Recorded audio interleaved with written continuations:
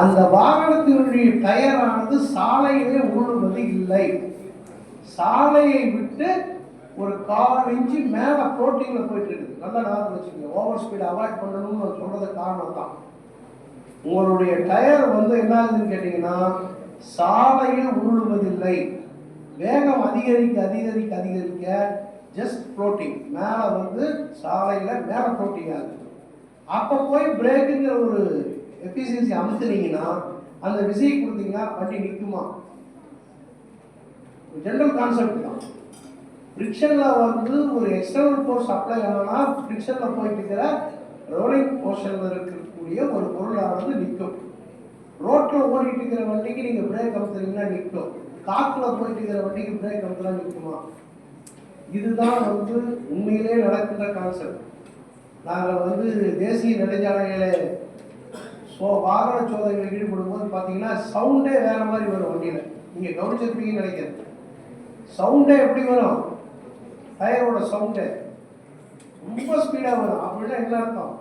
அந்த இடத்தில் வாகனம் இதனுடைய டயர்கள் சாலையில் உருளுவது இல்லை. ஸோ இந்த ஓவர் ஸ்பீடை உங்களுக்கு சொல்றதுக்காக பயமுறுத்துறதுக்காக இல்லை. நீங்கள் ஓவர் ஸ்பீடில் சென்றீர்கள் என்றால் ஏன் விபத்து ஏற்படுதுங்கிறதுக்கான ஒரு எடுத்துக்காட்டு தான் இது.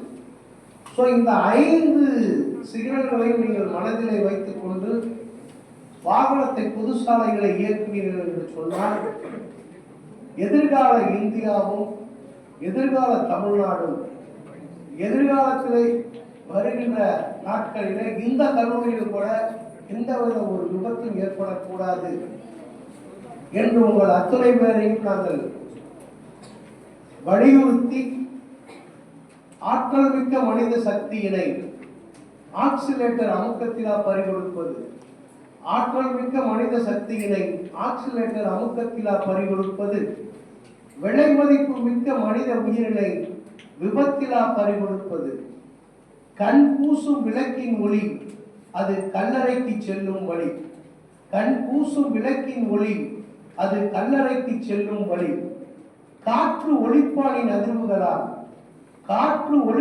அதிர்வுகளால் கருவறையில் இருக்கின்ற குழந்தைக்கு கனவில் கூட அச்சம், போதையில் ஏற்படும் விபத்துகளுக்கு மேதைகள் கூட விதிவிலக்கல்ல, போதையில் ஏற்படும் விபத்துகளுக்கு மேதைகள் கூட விதிவிலக்கல்ல, தலை கவசம் அணியாததால் தலைமுறையை இழக்கின்ற அபாயம், சாலை விதிகளை பின்பற்றுவோம், சாதனைகள் பல புரிவோம்.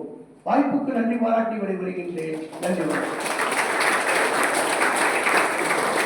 Thank you, sir, for your thought-provoking speech. Next, I invite our guest speaker, Srimati M. Poovarali Ma'am, DME, ME, Regional Transport Officer,